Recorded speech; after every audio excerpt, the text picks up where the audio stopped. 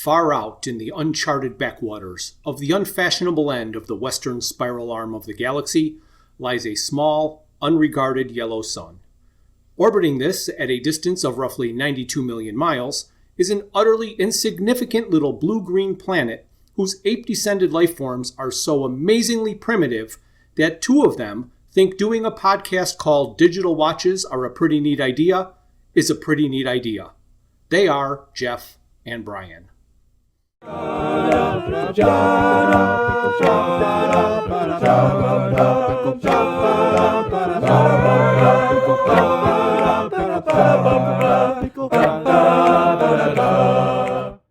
Hi there, this is Jeff. I'm with my friend Bryan, and this is our bonus episode.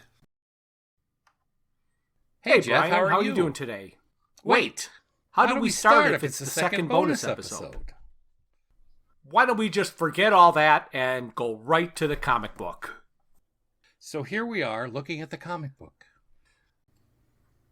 So, Bryan, we've made it to the third issue of the Restaurant at the End of the Universe comic book. Yes, deja vu all over again. Yes, the trilogy of the second. Yes, there you go. 6 books of the first 2. Right.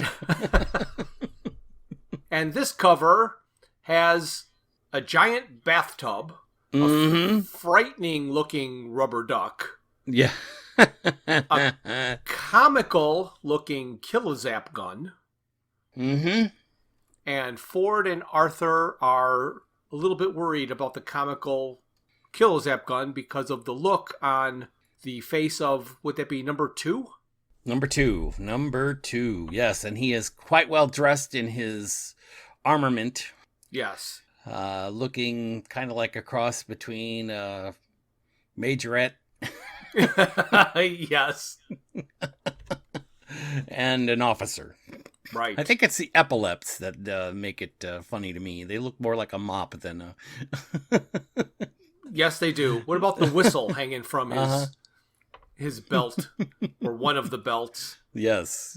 He's got many belts. I'm surprised there isn't a number 2 on him, because they've been going out of their way to put that kind of designations when it's needed. And of course we got Ford and Arthur on the cover here again, with Ford with his pointy ears, kind of looking like an imp again. Yes. The cover, the title part of the page is similar to the first 2 books in this second series. Yep. Although the Earth is in the background here, where it's interesting that the perspective is of North America. Yes, it is this time. Well, remember, it was an American publication. It was. Well, actually, Canadian, right? Canadian, I think, is what it was. It was printed in Canada, but I believe... Right. Inked in the DC U.S. DC Comics is from the U.S. Right. And they don't even land in North America, of course. Well, anyway, that's getting ahead of the story. No. As if we haven't already been there, right? But isn't this 2 million years ago? It is. And all of the continents seem to be in exactly the same place. Wouldn't they be squished in a little bit, closer to becoming the Pangea that it started at? In 2 million years prior, I'm not sure how long it's taken the Earth to expand from Pangea. Good question. Yeah, well, I'm just saying that they weren't there. Well, it certainly is a puzzlement, sir. Right. A puzzlement, I say. Well, before we get into the meat of the issue, I'm going to show 2 very boring trading cards. Oh, and this really? is just so you can see the list of all of the cards that were in the set. They are excellent. The checklist. I like that. So the first checklist is card number 53. And in the list of cards, it only goes to 52. So the card number 53 does not make the checklist. Oh, there you go. Somebody has an oversight there, huh? And if you look at the next checklist, it starts at 54, and it goes to 99, and the checklist is card 100. So they didn't put the checklist cards on the checklist of cards. Which they usually actually do in these kind of sets. They usually try to include all of the cards. Yes. Because to be a completist, you would need all of those cards. Many card checklists that I have checklist listed as the last card of the set. So I just thought that was pretty funny that they left the checklist cards off the checklist. Once again, start with a copyright page, same as all the other books, and I'm sure the next 3 will have the same thing. Then we get to the creators. Nobody is different here. Mm-hmm. And then we get to a full page of Looney Tunes. Oh, yeah. The circles of Looney Tunes. Yes, the circle of Looney Tunes with Ford and Arthur running in the middle. In a sketch form. Right. Yep. And it's so funny how Ford seems to get younger and younger. Yes. Here he looks like he's 13 years old or something. Right. Oh my gosh. And now, rather than imitating Star Trek, they kind of do Star Wars. The Star Wars page. Oh my gosh. But it's not perspective, it's only conical. Exactly. An attempt at, I don't know. Let's just skip that.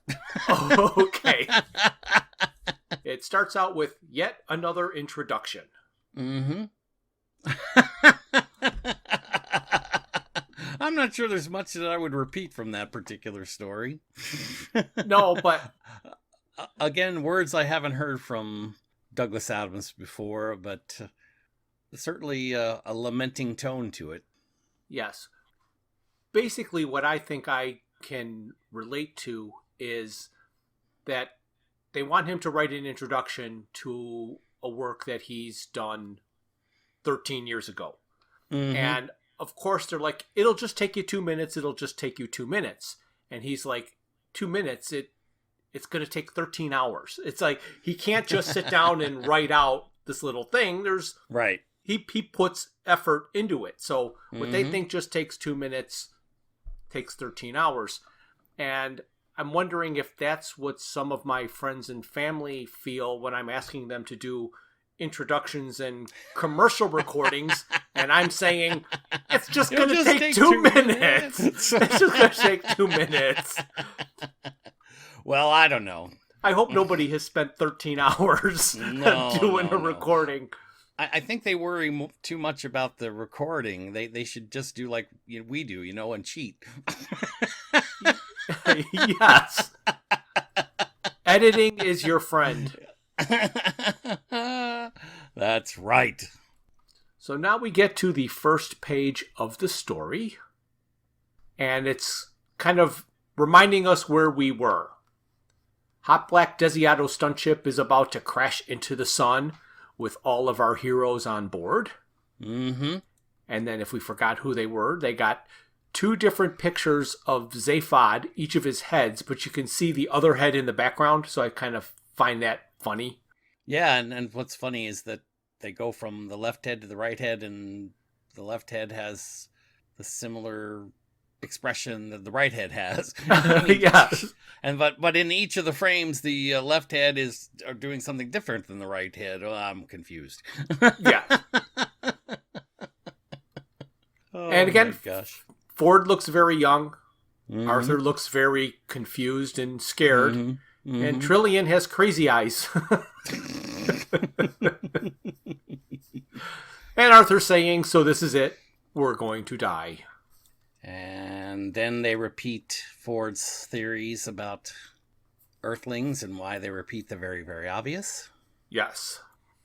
And then the guide talks about it. Right, and here the guide's talking also about the Cacrophonians, right? Yes, the ones with the telepathy. Mm-hmm. Mm-hmm. And as punishment is how they got telepathy. Right. One of the gentlemen is reading Quantum Physics and Interior Design. What a good combination, right? Yes, absolutely. And it's kind of a neat picture, kind of a full page overview from above of some sort of gathering space with fountains and walkways and tables. Yep. Next. More Kakrafunians all trying to distract each other with gibberish about the weather. Yes, because if they kept talking, then you couldn't read their mind. Mm-hmm.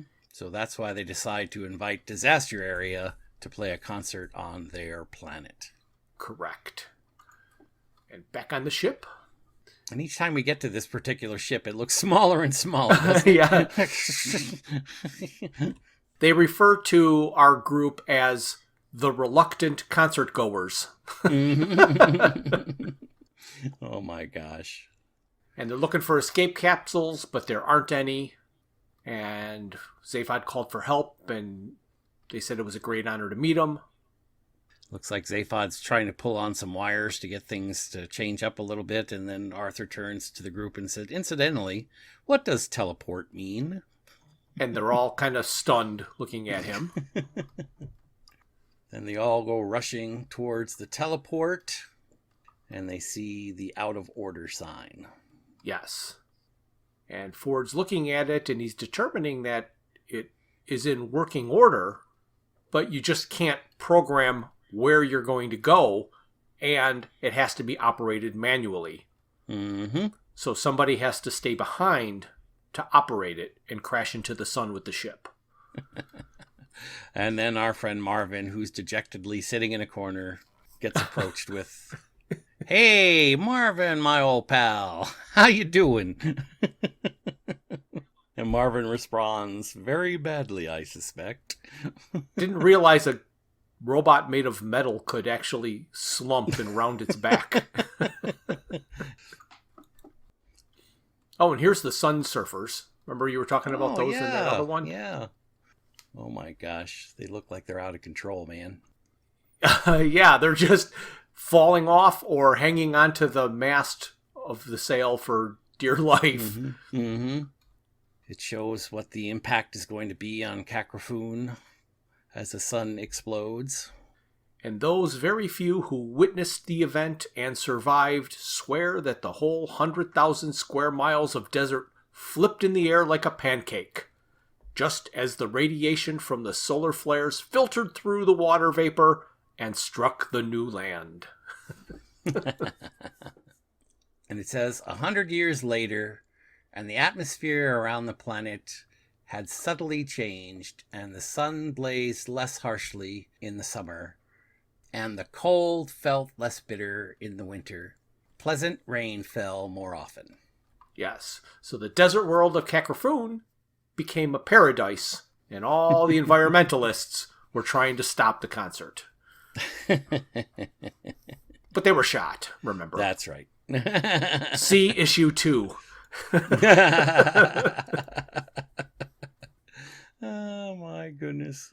However, a few skeptical scientists who examined the records more closely discovered faint vestiges of a vast artificially induced improbability field drifting from a nearby region of space. So it might not. Right. Here they show the heart of gold floating about, but what's weird is there's like tentacles in the air, like sliced up tentacles. Yes. And perhaps that's a bowl of petunias. Yes, that poor Agrajag, he just everywhere he goes, he gets thrown out of the heart of gold. Mm-hmm. There you go. And so Arthur and Ford are in this tube, it looks like. Right. And there's a bunch of thumping. They're a little bit nervous. They realize, of course, they're in some kind of a spaceship. They don't know where Trillian or Zaphod are. And they can't tell where the thumping is coming from, so they try and duck down a hallway, but it keeps coming from everywhere they go. And this is great, because now you see a whole herd of Our herd is joggers right. thundering down the hallway, artfully dressed in their sweatsuits. Yes. Which is that's the costume I wore to the fan expo. Absolutely. And it was gray, too. I know. So, it actually looks very similar to what I was wearing. But unfortunately, it looked like the average Joe on the street, too. right. Not the kind of cosplay that really stands out in a group. No. Oh, my goodness. And, of course, Arthur and Ford are kind of falling over in a heap, trying to avoid the crowd of stampeding people. Right. Arthur goes, joggers? Joggers. Oh, my gosh. And then Ford looks into another room and is like, wow, this is wild. Then they start examining the area. And they think it's a bunch of dead people in sarcophagus. Arthur sees a dead telephone sanitizer. And here they keep one of the jokes. Yeah. The whole entire joke. The Gulga Frincham Arc Fleet Ship B Hold 7 Telephone Sanitizer Second Class. And a serial number. He says, a dead phone sanitizer? And Ford says, best kind. So... And they find dead hairdressers and dead secondhand car salesmen and account executives. Yes. And they're kind of walking through the hold and looking at everything. And there seems to be... Oh, I see. These are the rows because the ship must be curved. Mm-hmm. So there's just row upon row of all of these dead people who have their job attached to them. Then they hear, turn around slowly and put your hands up. Any other moves and I blast you to bits. And Arthur again says one of my favorite lines, which is, why isn't anyone ever pleased to see us? And how many times have I asked you that? Yeah. Oh my gosh. Of course, they're intercepted by number 2. Right. Who takes control of them. And a whole another herd of joggers comes and gets into their sleep pods. No, it's kind of funny. Yeah, that's... Number 2 is shown with his blaster pointing straight at us. And Ford and Arthur are doing something like a duck walk, I guess, with their hands behind their head, squatting down on the ground, walking in front of him. Yes. That would be a difficult position to run in. So they're... Oh my gosh. And of course, we're introduced to the captain. Who's on a pedestal in his bath. Mm-hmm. It's not nearly as ornate as is described in the book. It's a simple clawfoot tub. No, this is very plain. Mm-hmm. Plain white, smooth sides. With a shower head. And number 2 stands erect at position and introduces his prisoners. And they just say hello, and Captain apologizes for not getting up and asks if they want gin and tonics. Right, and at least here they also did another nod to the book, where it's JYNNYX. Is that right? JYNNAN for ginin. And TONNYX for tonics. For tonics. I love it. Gin and tonics. Number 2 wants to interrogate the prisoners so he can get information out of them to find out why they came here. The captain reluctantly agrees to have him go about his business and interrogate them, and asks them if they want a drink. And again, he goes overboard. All right, you scum, you vermin.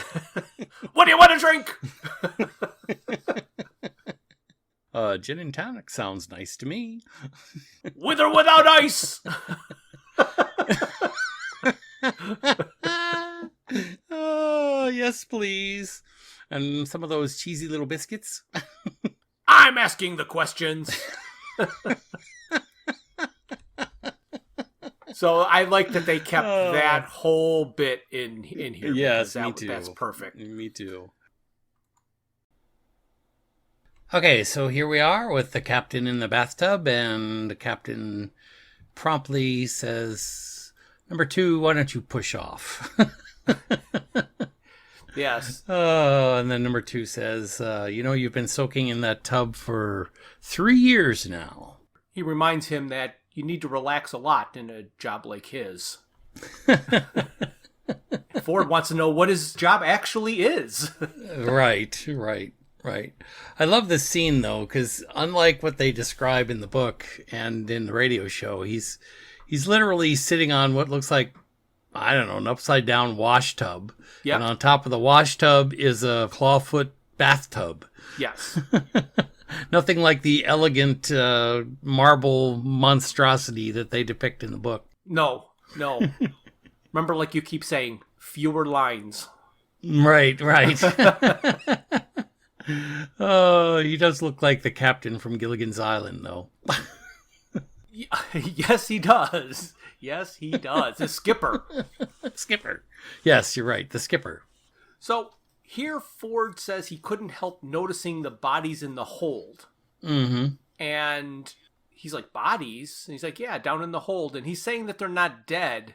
They're frozen.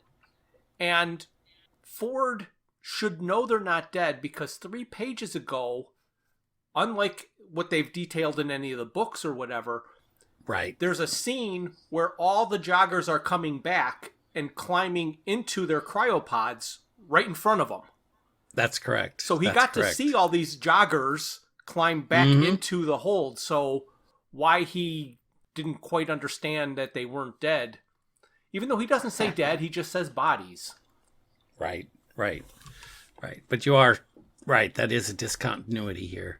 And the other interesting thing is in this bottom panel, they have what looks like a sweeping panel of monitors and stations and stuff, and a whole bunch of people that are manning them. Mm-hmm. Which is quite unlike what we expect, which is an automatic ship going exactly where they want it to go so that it'll crash or land into a planet. Correct. No monitoring involved. Yeah, what are they doing and monitoring? Yes. Maybe they're playing games. Mm-hmm, there you go. That's the arcade. I gotcha. Oh, my favorite arcades surround a bathtub. Yes. Not touching that one. Oh my gosh. And on we go. Previously, Arthur had asked if they had a hold full of frozen hairdressers and wants to know how they're going to colonize a planet with that bunch of people. Mm-hmm. And he explains it's a bee arc. Right. And then he says, so what everybody thought was, let's pack the whole population into giant spaceships and go and settle another planet. And man, does he look like the skipper in that picture on the bottom? Yes. Yeah, the bottom left. Uh-huh. Oh my gosh. In the middle of his story about the bee arc and where they're going and why they're going, he must know it's ridiculous because he's like, am I boring you? And Ford's like, no, this is so fascinating. So he explains that there's an A arc with all the brilliant leaders and scientists and artists, all the achievers. And in the C ship is all the people who did the actual work and built things. And then the B ship, that's them, would go all the rest. Mm-hmm. And they were sent off first. Arthur wants to know what exactly is wrong with the planet that they had to abandon it. And the captain says apparently they were going to crash into the sun. And then his assistant says, I thought we were going to be invaded by a gigantic swarm of 12-foot high piranha bees. The enormous mutant star goat. A monster from the pit of hell with scything teeth 10,000 miles long and breath that could boil away oceans. Claws that could tear continents apart. Slavering jaws 1,000,000 miles across. So that's a big mutant star goat. And then Ford says the other ships were supposed to follow you. And did they? And the captain's saying, well, it's funny you should say that, because curiously enough, we haven't heard a peep out of them since we left 5 years ago. But they must be behind us somewhere. And I just love this picture. We talked about the degradation of the comic book here, but if you look at the captain in that final panel on the bottom there, he looks like a baby. He's got just like 2 little eyes, a nose, and a mouth. Yes. Yeah, that's funny. There's no detail in the faraway people. And of course, now that the captain's come to tell the story, it does seem a little odd. Oh my goodness. And then of course Ford and Arthur ask if they could just be dropped off on the nearest planet. He explains that would be difficult because their trajectory thingy was preset before they left Golga Frinchum. Mm-hmm. And then he explains we're not actually going to land, but in fact we're going to crash. It's all part of the plan, I think. There was a terribly good reason for it, which I can't quite remember. And then Ford blurts out, "You're a bunch of useless bloody lunatics." And the captain says, "Oh yes, that was the reason. We're a bunch of useless bloody loonies." And so... Oh, there's the ship crashed in the bog. I love this shot. They got the ship sinking in the bog, and Ford and Arthur are off on a rock, and they're watching the people climb out of the mud. After the ship is being swallowed totally. The guy with the video camera clearly documenting the event. Covered in mud. Covered in mud. The camera is covered in mud. I can't believe it's working. And then the next bottom panel, he says, "That's it, lovely. You're making history." And whoever he's filming is going, "Arr." It's like Swamp Thing. Oh, I love it. Then Ford says that doesn't know about Arthur, but he's off. And Arthur's going, "When you say off, what exactly do you mean?" And Ford is talking about not getting any reception on any of his devices because he should be getting something. He's like, "Arthur, are you listening to me?" What? That's I'm looking ahead and I'm thinking to myself, am I listening to him? Oh. Until we pick up anything on this machine, our chances of getting off this planet are 0. It may be some freak standing wave effect in the planet's magnetic field. We can travel around until we find clear reception. Are you coming? And then they show the videographer take a dive under the mud. Right. In the previous 2 panels, they show what looks like a viewfinder, I guess, that have zoomed in on Ford and Arthur. Yeah, he's recording us for posterity. Right, and then he goes sinking into the mud. Then, elsewhere in the universe, we see our favorite flying shoe. Yep. Silhouettes of Trillian and Zaphod, all in pink. Yep, dancing. Or no, they're not dancing. They're just materializing back on the Heart of Gold. Oh, correct. That's exactly what's happening. And then we see Zarniwoop sitting with his briefcase. And I'd forgotten what he looked like. Yeah. And he says, "Welcome back to the Heart of Gold. I trust you've had a good meal." He's like, "Zarniwoop." And then Zarniwoop says, "I programmed the computer with the improbability coordinates pertaining to our journey. We will arrive there very shortly. Meanwhile, relax. Prepare yourself for the meeting." And Ford just wants to know that when this is all done, he's free to go and do whatever the hell he likes and lie on a beach and stuff.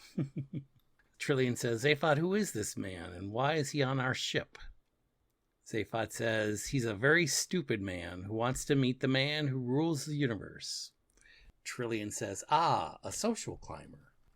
Yes, that's Zaphod. It's all about the connections. And next we go to a pink page. The memories of the book. Yes, and this is all explaining the major problems with governing people. Is that of whom you get to do it, or rather, of who manages to get people to let them do it to them. Which is the greatest phrasing of an election ever. And of course we have our favorite little jab here. There's a picture of what presumably is Ronald Reagan.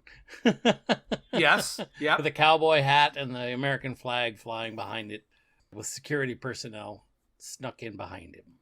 Yes. And then below that there's an alien creature who looks like Fidel Castro. Yeah. Well, he's got a hat that looks like Fidel Castro's hat. Yeah, The creature in no way resembles Fidel Castro. Oh, we don't want to insult the Cuban folk. No. And then a couple of android monster types behind him with very large guns. More security. And then the bottom panel has Zaphod, and instead of security, he's got a girl under each arm. And a different bandana on each head. Yes. And then they show a rainy day in a desolate area on an obscure world somewhere in the middle of nowhere. And a tiny little shack. Not much bigger than what looks like an outhouse. Pretty much, yes. Even got a vent like an outhouse on top, too. Yep. Gentleman is there, noticing that it's raining, and then he's talking to his kitty cat. Yes, asking him about a nice piece of fish. Oh. And he's worried that his cat's going to waste away if he doesn't eat the fish. At least that's what he imagines will happen. Yeah, how can he tell? Oh, yes. This is the beginning of your very frustrating conversation, right? It is as frustrating as it is brilliant. Mm-hmm. That's true. That's true. So I wonder how much they're going to have in there. Seems like they're going to have most of his conversation with himself. Yes. Talking about all of his imaginings. Mm-hmm. And then he starts doodling around and playing with a pencil. Trying to figure out how to write on the paper. Right. And talking about the different ships that he saw, or sees. And the people there come and bring the catfish and ask him questions. Then he's asking the cat whether he thinks the people came today. And if he hears their voices, and does the cat think that they're just singing songs to him? And then he goes on to say that there's cigarettes and whiskey and fish and a memory in my mind. Hardly conclusive evidence, I know, but there's all this evidence is circumstantial. He thinks he must be right in thinking that they ask him questions, because to come all that way and leave me all these things just to sing songs to you would be a very strange behavior. Or so it seems to me. Who can tell? I can't tell. What is strange behavior to a strange man in a strange place? Oh, yes. My gosh. And then, of course, your favorite line, perhaps 6 small black ones can look like one big white one. That's right. At certain times. Right. Oh my God. Perhaps some other people are coming to see me. And then we see Zarnywhoop knocking on the door. And Trillian says we must be in the wrong place. Because you can't rule the universe from a shack in the middle of nowhere. And the gentleman opens his door and says hello. Zaphod asks, do you rule the universe? And he says, I try not to. Are you wet? He's like, wet? Doesn't it look as if we're wet? Well, that's how it looks to me, but how you feel about it might be an entirely different matter. He says, hey, if warmth makes you dry, come in. I love that. And then Zaphod asks, what's your name? And he says, I don't know. Why? Do you think I should have one? It seems very odd to give a bundle of vague sensory perceptions a name. Yeah, they pretty much hit this whole conversation, didn't they? Yeah. So Zarnywhoop says, listen, I must ask you some questions. And then he says, all right, you can sing to my cat if you like. And Zaphod's like, wowee, the seat of power. Oh, man, one in Zaphod's head is definitely bored silly. So Zarnywhoop wants to know if the cat would like him singing to it, and he's like, hey, you better ask him. How can I tell? Yeah. Zaphod asks, does your cat talk? It's like, I have no memory of him talking, but I'm very unreliable. And then Zarnywhoop says, how long have you been doing this? The gentleman says, this is a question about the past, is it? And Zarnywhoop says, yes. Oh, yes. And then, like, the greatest line in the whole book. Mm-hmm. How can I tell that the past isn't a fiction designed to account for the discrepancies between my immediate physical sensations and my state of mind? Zarnywhoop wants to know if he answers all questions like this. I say what occurs to me to say when I think I hear people say things more I cannot say. Zaphod's like, I'll drink to that. And he's always got a handy bottle. Oh, no, it must be the bottle of whiskey someone left him before. Right, right. And so Zarniwoop is getting more and more and more frustrated. And he's like, now listen, people come to you in ships. He's like, I think so. And they ask you to make decisions for them about everything going on out there in the universe. Out there where? Out there, Zarniwoop screams. And then he says, how can I tell there's anything out there? The door's closed.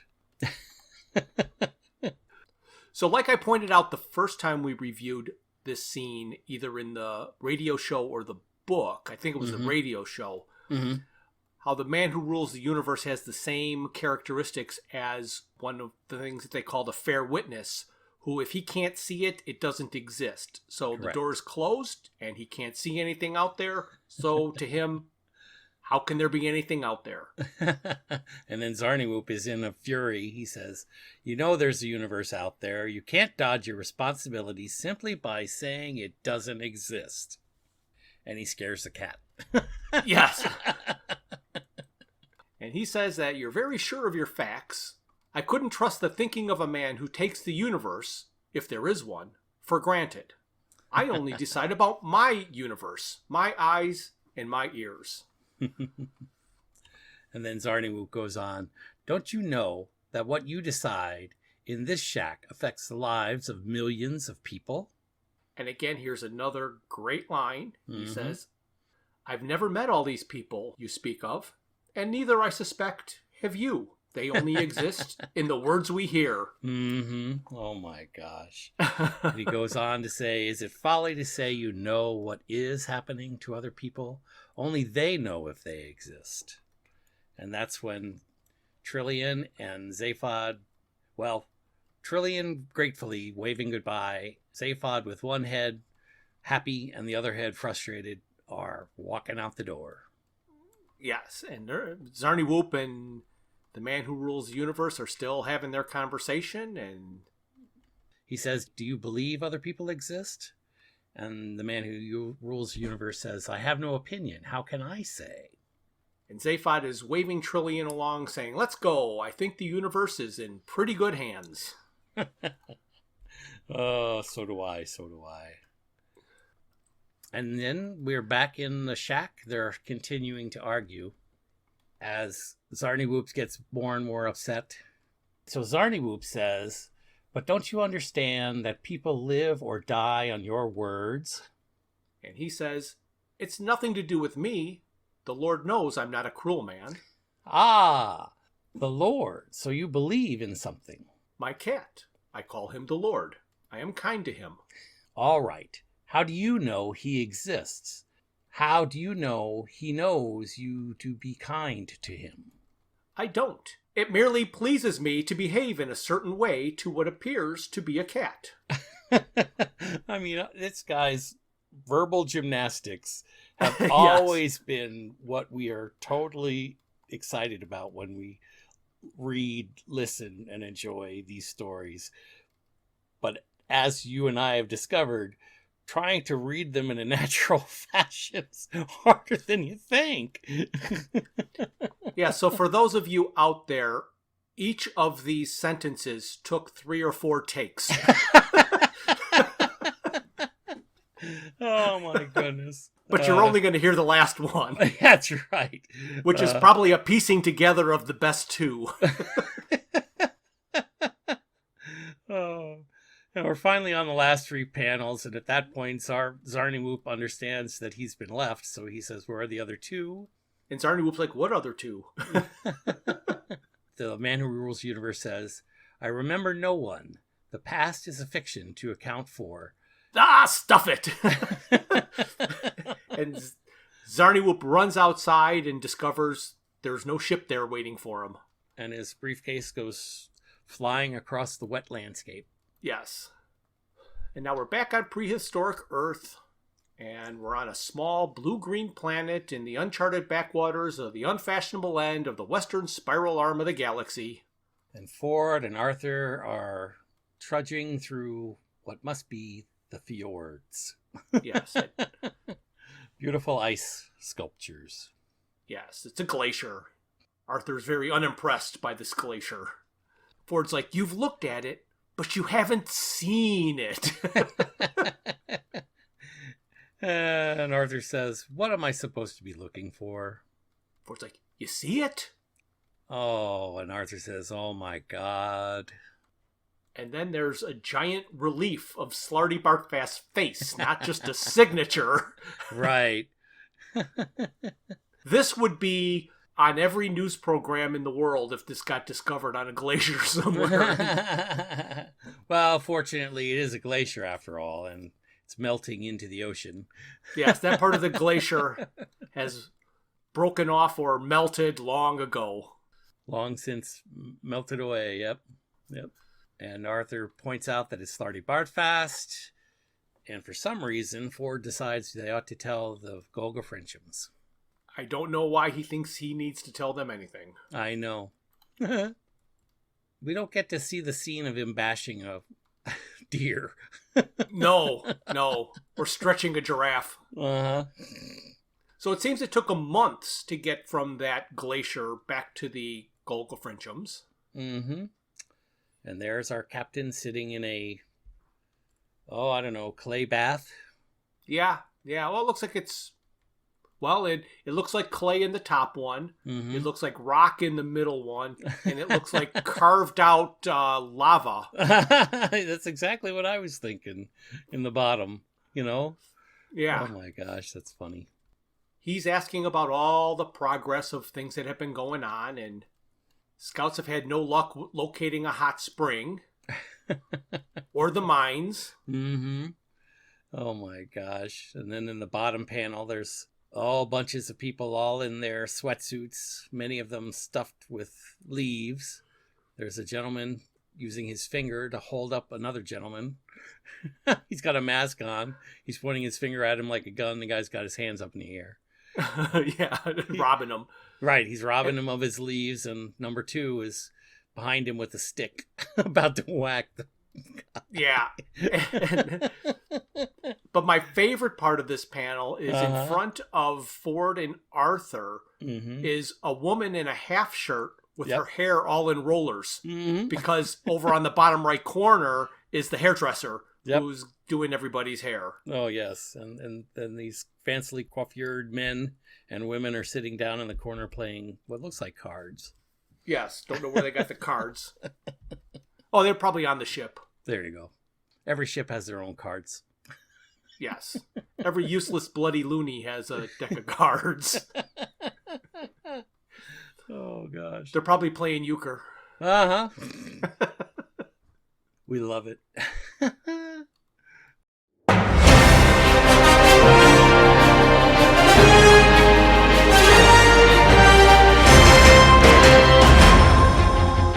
Ladies and gentlemen and sentient beings across the known universe, we interrupt this program to bring you breaking news. We understand that our local reporter, Sheila of Sheila's Ear, is on site. Sheila, what can you tell me about what's happening? Thank you, Elmer. This is Sheila of Sheila's Ear. What I currently understand is those two blundering idiots that record the podcast, Digital Watches Are a Pretty Neat Idea, have gotten to the 42nd minute, 42nd second of their 42nd broadcast and have failed to introduce the significance of the number 42 to the Hitchhiker's Guide to the Galaxy. I am not currently sure how this huge oversight has occurred, how these two could bring justice to Douglas Adams' work without recognizing 42 is beyond my current understanding. I believe it may have created a temporal rift in the universe. I believe they may attempt some form of reverse temporal engineering to correct their error. Tune in to the next episode of Digital Watches Are a Pretty Neat Idea to learn if their atrocious misstep has been rectified. Back to you, Elmer. Thank you, Sheila, for that insightful reporting. We now return to your regularly scheduled program.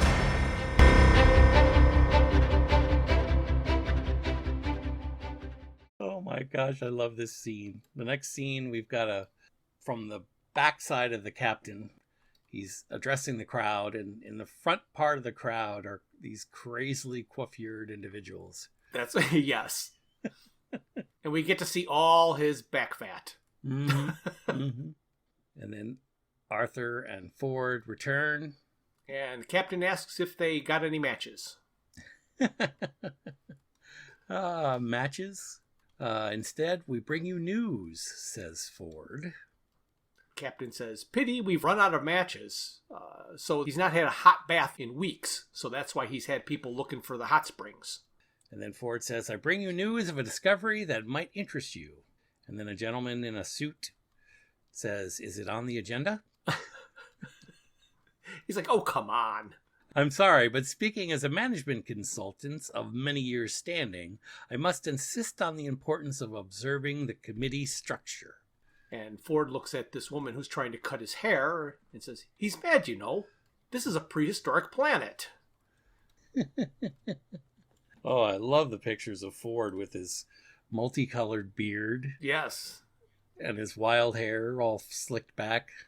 And then the captain says, I would like to call to order the 573rd meeting of the Colonization Committee of Fiddle Woodlewicks.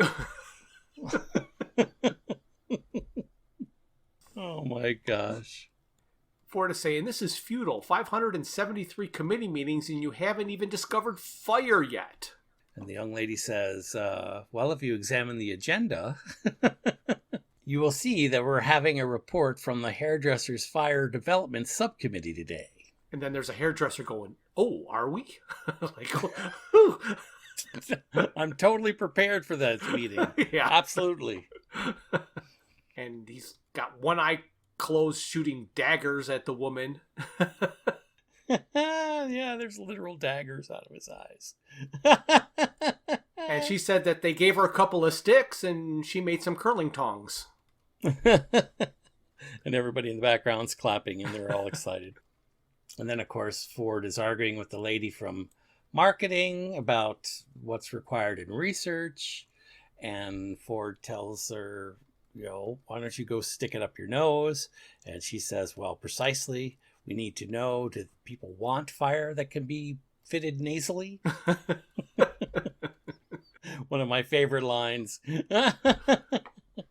And then the captain is saying, tell him about this wheel thingy. It sounds like a terribly interesting project. Well, we're having a little difficulty there, she says. And Ford is like, difficulty? What do you mean? The wheel is the single simplest machine in the entire universe. And she says, all right, wise guy, if you're so clever, tell us what color it should be. He's like, almighty Zarquan. He's regretting coming back, I'm sure. Well, I believe this is when he decides that it was a bad idea. Yes. Then our buddy is back. Number 2, yay! Yes. Captain wants to know if he found any hot springs. No, sir. Well, we've discovered another continent to the east and declared war on it. Ford saying, you've declared war on the next continent? Yes, total warfare. The war to end all wars. But there's no one even living there yet. We've blown up numerous military installations, sir. Military installations, number 2? Well, potential military installations. Trees, sir. And we interrogated a gazelle. Of course. And the gentlemen are all excited, so they've carried off number 2 on their shoulders. Yes. Ford wants to know, what else have you done? And our young marketing executive says, we've started a culture. One of our film producers is making a fascinating documentary about the cavemen. Ford's like, they're not cavemen. They look like cavemen to me. They live in huts. Perhaps they're having their caves redecorated. Very funny, but have you noticed that they're dying out? Have you any idea what that means? Don't sell them any life insurance? Right. Oh my gosh.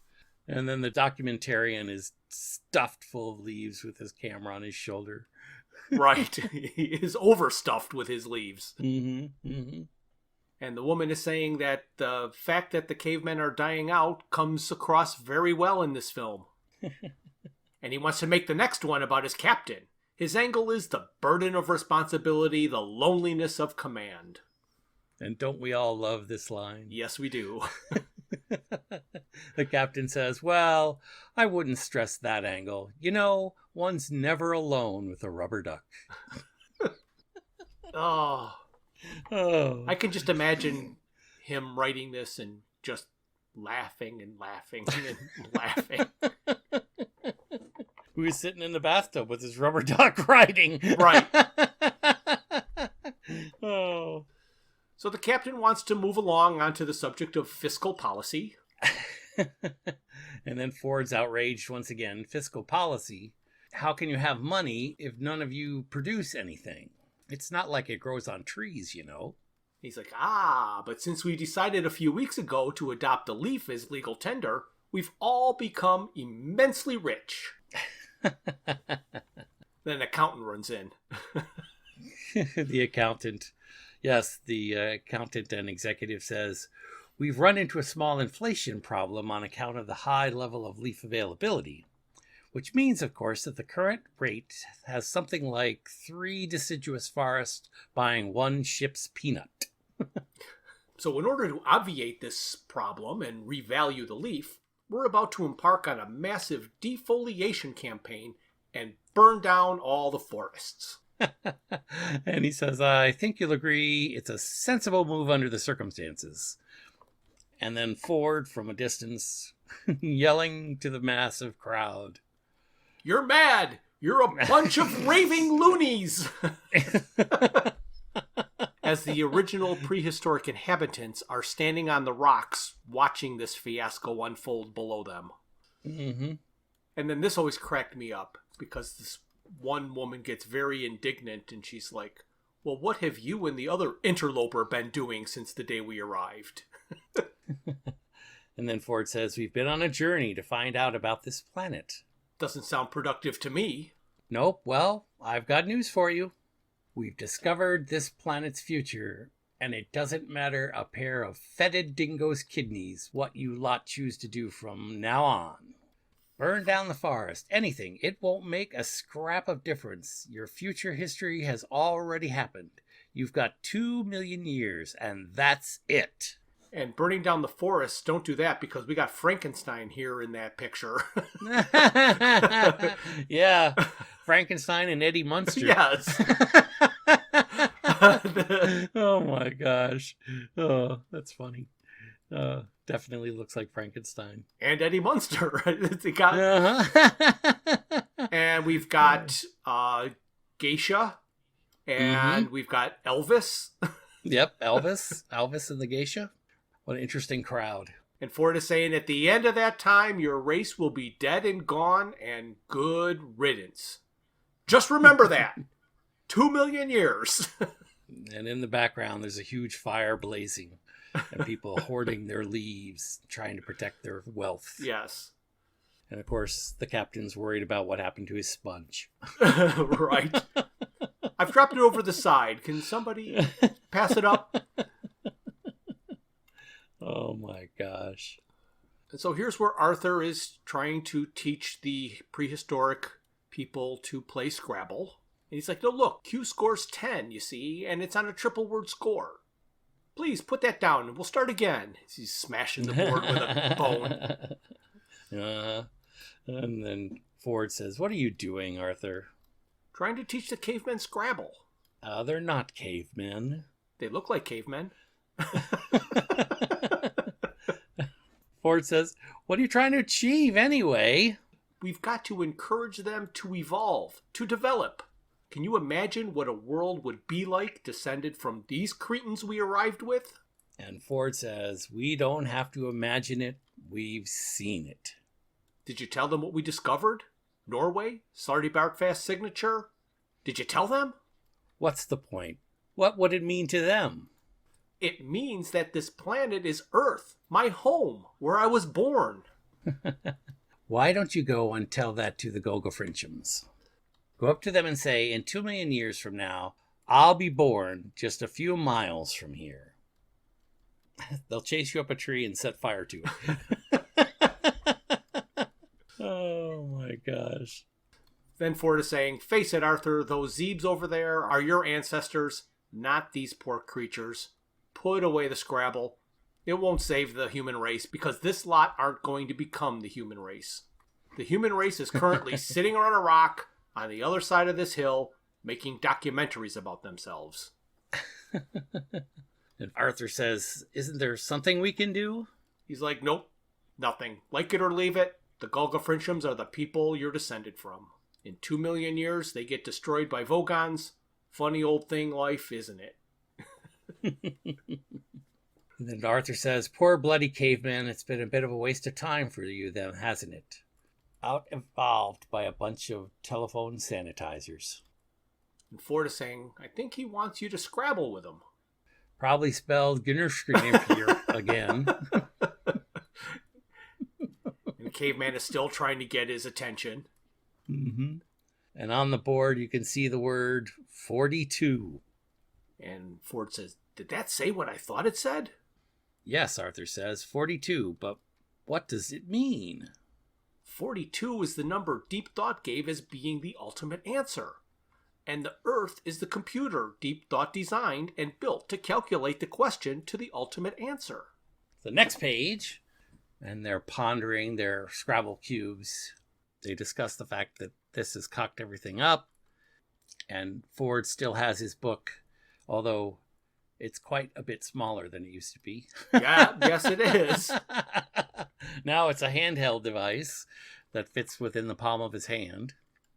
And Ford wonders if there's any way that they could randomize an element and see if there was any result from that random result. Like letters in a Scrabble bag. It's nonsense, but we'll do it. Brilliant nonsense. And so they start drawing letters out of the bag, which it never really tied into me before, but the caveman playing Scrabble and putting 42 on the board and drawing letters out of a bag is similar to an infinite number of monkeys on an infinite number of typewriters. That's correct. Except you just happen to have the one that did it right. Uh-huh. So as they're pulling the Scrabble letters out, they are spelling, what do you... Keep going, Arthur, says Ford. What do you get if you multiply 6 by 9? Ford's like, come on, where's the next one? That's the lot. That's all there are. You mean that's it? That's all there is? 6 by 9? 42? That's it. That's all. That's it. And there's like a long shot of Earth, and it's supposed to look like Ford and Arthur are talking from somewhere, but it's the middle of the ocean. Although England happens to be in the background this time. It's not shot of the United States. Right. But you would think that this box would point to a landmass of where they're speaking. Yep, you would. That would make sense. I mean, all they had to do was move it a couple of inches. Yes. And then they're floating back and they see the words 42 scrawled at the bottom says, the end. So that's the ultimate question to the ultimate answer. What do you get when you multiply 6 by 9? Well, we're going to figure all that out. If you listened to our special message earlier this episode. Was there a special message earlier this episode? Unless you let me down, there was a special message. Oh my this episode. Oh no! Did that happen? Yes, there was a special message this episode. Are you suggesting that reverse temporal engineering is something that actually exists? Reverse temporal engineering definitely exists. Well, we begin with the end in mind, and we start from there. Exactly. That's exactly how it works. Aren't we going to finish the last few pages here? Yes, let's finish the last couple of pages. On here we have another drawing study that shows Vogons. It shows Zaphod on hot black stunt ship. It shows Ford and Arthur with a copy of the guide in his hands. Again, smaller than they describe it. Yep. A lovely picture of Marvin. Seems quite content in that image. A lovelier picture of Trillian. Mm-hmm. And then Slarty here down at the bottom. I like that picture of Slarty. That's pretty cool. Yeah. So this is a bunch of panels of Steve Leialoha's original character studies for The Hitchhiker's Guide to the Galaxy. Nice. So this must be what he presented to them when they said, so what are these characters going to look like? And right. He gave right. them all the ideas. Right. And these are far more detail in these images than most of the pages in the book. Yes. to this point, anyway. I mean, the original copies, the first few books seem to be much more detailed and much more consistent. And I would imagine that the original character studies are extremely detailed to help the final art be reduced to what it needs to be. So right. You can't start with something real basic and get more basic. So you got to start with something really detailed so they know what to pick and choose to accurately depict each character. Yep. I definitely like this page. Then we're back to the bio pages for all of those individuals involved with the creation of this comic. Yep, and they still didn't catch that Shepard's name was misspelled, and he's still Hedrix back here. 3 issues in a row. Oh, very nice. So this, what did I used to call it? The editorial page. So this is all of the executives involved in producing the book. And then at the end, we do have the cover, the back cover. And here it says, when Ford Prefect and Arthur Dent materialize on the Gogafrincham spaceship, their troubles are only beginning. They are stuck with a totally useless third of a planetary population on a ship that is following a preset collision course to no one knows where. What is the secret of the planet they land on?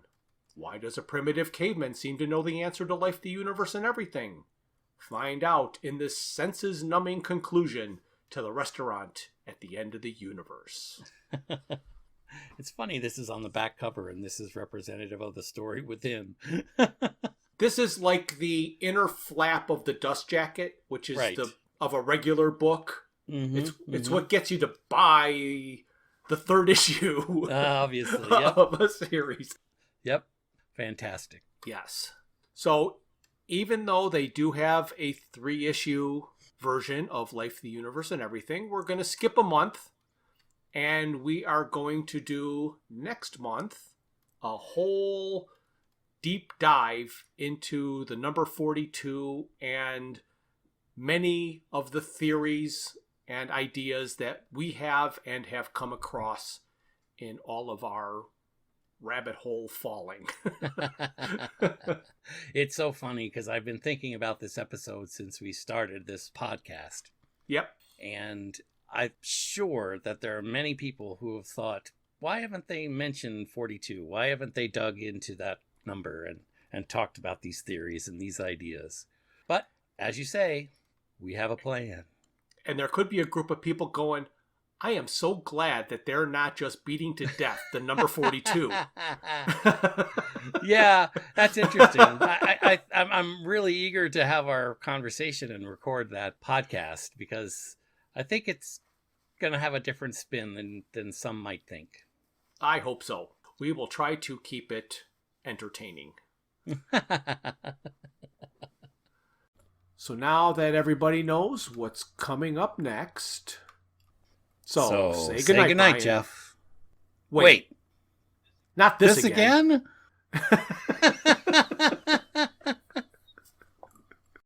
Thank you for listening to Digital Watches Are a Pretty Neat Idea. Look for us the first Thursday of every month for a full episode. We will also release a bonus episode later in the month.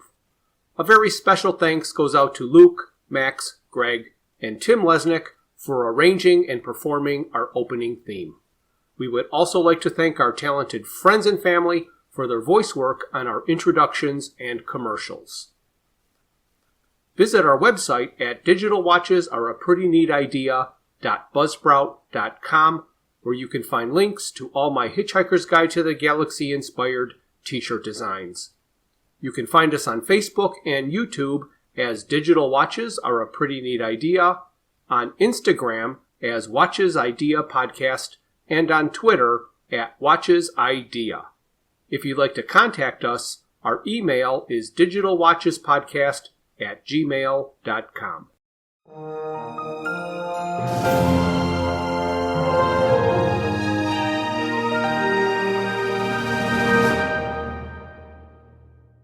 This has been a Froods for Thought production.